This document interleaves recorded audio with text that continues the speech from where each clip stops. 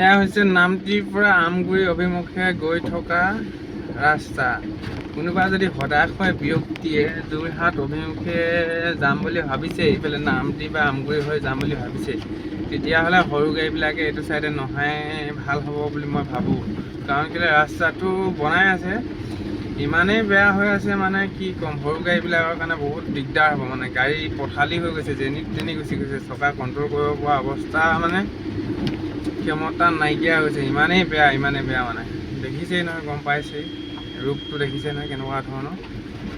এইবিলাক ৰাস্তা এনেকুৱা গতি হৈ আছে, এইফালে হতাশয় ব্যক্তিসকলে নাহিলে ভাল হ'ব। সৰু গাড়ীৰ কাৰণে দিগদাৰ হ'ব বিশেষকৈ। ডাঙৰ গাড়ীবিলাকৰ চকাবোৰ ডাঙৰ যেনে তেনে গুচি যাব। ৰাস্তাৰ অৱস্থা এয়া হৈ আছে, ইমান লেহেমীয়া গতিৰ কাম কেনেকৈ হ'ব।